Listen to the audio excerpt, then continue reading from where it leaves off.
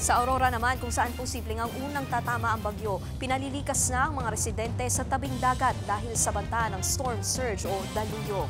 At live mula sa Baler, Aurora, nasa frontline ng balitang yan si Gio Robles. Gio, kumusta na ba yung paghahanda sa bagyo ng mga taga-Aurora nga?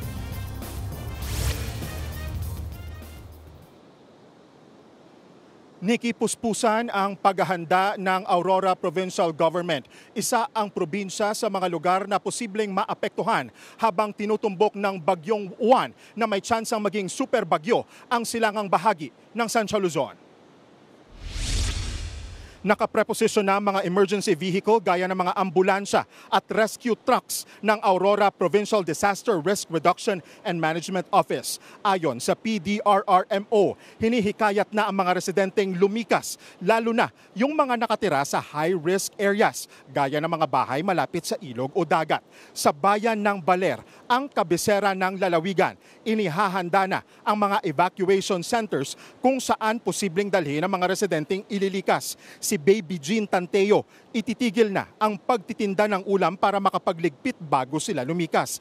Tandang-tanda pa raw niya ang bagsik ng Super Typhoon Pepito noong nakaraang taon nang mawasak ang kanilang bahay. Kaya hindi na raw siya nagpapakampante ngayon dahil sa trauma. Si Ryan Poblete naman ito, naghahabol na lagyan ng mga kawayan ang bubong ng kanilang bahay bilang pabigat at pampatibay sakaling humambalos ang malakas na hanging dala ng Super Typhoon.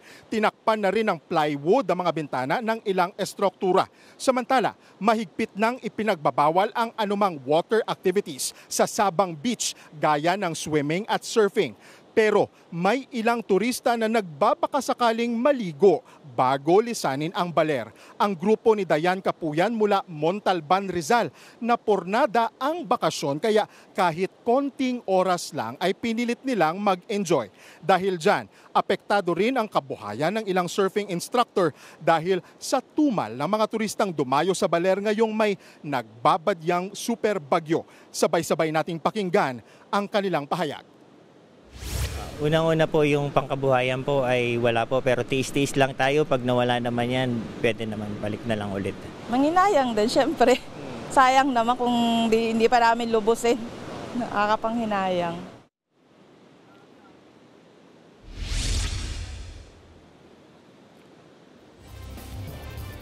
Nikki, itong kinatatayuan ko ngayon, ito yung pamoso o sikat na Sabang Beach dito sa Baler. Kung mapapansin niyo ay maaraw at maaliwalas pa ang panahon pero huwag magpakampante. Yung alon na nakikita nyo ngayon dito sa beach, no, ayan, normal pa lang yan, Nikki, ayon sa mga residente dito, pero babantayan natin yan lalong-lalo na kung magbago ang panahon dahil nga na rin sa banta ng storm surge na sinabi ng Pag-asa. Ayon sa Pag-asa, Nikki, nasa 200 millimeters ang ulan na posibleng ibuhos ng bagyong Juan sakaling maging super typhoon rin ito dito sa probinsya ng Aurora at sa mga kalapit na bayan, simula yan bukas ng tanghali linggo hanggang Lunes ng tanghali. Kung hindi ako nagkakamali, mga isang buwang ulan yan, Nikki, ang ibubuhos ng masamang panahon.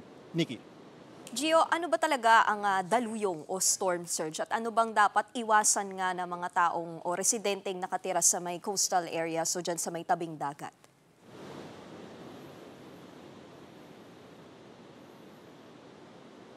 Ayon nga, Nikki, sa Pag-asa, nasa 3 meters yung posibleng taas ng daluyong. Ito yung pag-angat ng tubig dagat sa kalupaan dahil na rin yan sa sobrang lakas na hangin. Like for example, ito, Nikki, paglilinaw lang ulit sa mga viewers natin na nanonood, ayon sa mga residente, normal pa lamang ito. Pero kung tuwing masama yung panahon at sobrang lakas ng hangin, yung tubig nga ay kumbaga isinasaboy yan dito sa may kalupaan at posibleng nga makasira yan sa mga ari-arian, sa mga bahay, lalo na sa mga coastal communities, especially doon sa mga bahay that are made of light materials. Nikki.